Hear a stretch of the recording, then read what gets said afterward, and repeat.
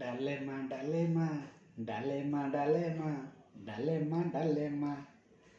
ସାଙ୍ଗମାନେ ଡାଲମା ଡାଲମା କାହିଁକି କହୁଛି ଏ ଭିଡ଼ିଓଟି ଶେଷ ପର୍ଯ୍ୟନ୍ତ ଦେଖିବେ ଆଉ କେହି ବି ସ୍କିପ୍ କରିବେନି ହେଲା। ନିଶ୍ଚିନ୍ତ ଏଟା ଦେଖିବେ ଆଉ ଲାଇକ୍ ସେୟାର ସବସ୍କ୍ରାଇବ୍ ଟିକେ କରିବେ, କମେଣ୍ଟ ନିଶ୍ଚୟ କରିବେ। ଯଦି ଖରାପ ଲାଗିଲା ତାହେଲେ ଉପଦେଶ ଦେବେ, ଯଦି ଭଲ ଲାଗିଲା ଭଲ ପଦେ କହିବେ। ସାଙ୍ଗମାନେ ଡାଲମା ଆଉ ଚାରୁପାଣି ଦୁଇଟାଙ୍କ ଆମେ ଏକା ବେଳେ ଖାଇ ଖାଇକିରି ବିରକ୍ତ ଲାଗିଲାଣି। ତ ଏବେ ଆମେ ସେ ଡାଲମା ଚାରୁପାଣି ତାକୁ ଟିକେ ଛାଡ଼ିଆ, ଭଲ କିଛି ଖାଇବା ନା ନାହିଁ।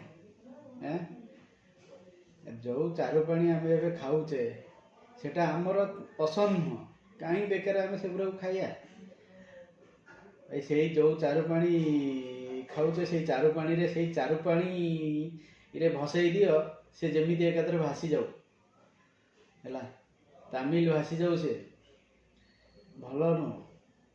ନିଜ ଘରେ ନିଜେ ମୁରବି ହେବାଟା ଠିକ୍, ଯଦି ପର କିଏ ମୁରବି ହୁଏ ଘର ଘର ନୁହେଁ ହେଲା।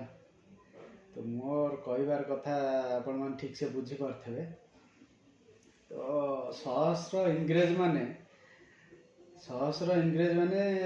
ରାତାରାତି ଛାଡ଼ିକିରି ପଳାଇଗଲେ କେଉଁଠିକି, ତାଙ୍କ ଦେଶକୁ, କିନ୍ତୁ ଆମେ ଗୋଟାଏ ତାମିଲ କି ବାହାର କରିପାରିବାନି। ଏ ଗୋଟାଏ ତାମିଲ ଗଲେ ଆମେ ନିଜେ ସ୍ୱାଧୀନ ହେଇଯିବା, ଭାବିନ ଆମେ ନିଜେ ସ୍ୱାଧୀନ ହେଇଯିବା। ଦେଖ ଇଏ ହେଉଛି କ'ଣ ହାତ ନା, ଏଟାକୁ କ'ଣ ମୁଠା କୁହାଯିବ? ଏଟାକୁ ମୁଠା କୁହାଯିବନି ନା। ଏଇଟା ହିଁ ମୁଠା, ଏଇଟାକୁ ମୁଠା କୁହାଯିବ।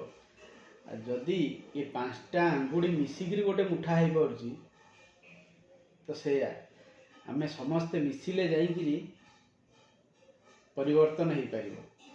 ତ ପରିବର୍ତ୍ତନ କର, ଆମ ଯାହା ବି ଇଚ୍ଛା ଅଛି ଯାହା ପୂରଣ କର।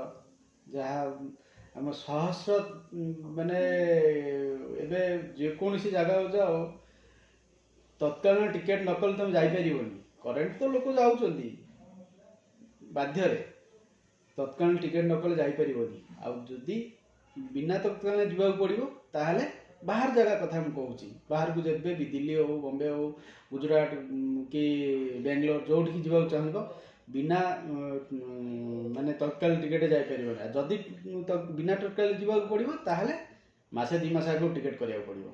ମାନେ ଭାବିନିଅ ଏତେ ସହସ୍ର ପିଲା ଆମର ଓଡ଼ିଶାରୁ ଯାଇ ବାହାରେ ଦାଦନ ଖଟୁଛନ୍ତି, ଓଡ଼ିଶାରେ ଚାକିରି ନାହିଁ। ତ ସେଥିପାଇଁ ଆମେ ସମସ୍ତେ ମିଶିଲେ ପରିବର୍ତ୍ତନ ହେଇପାରିବ।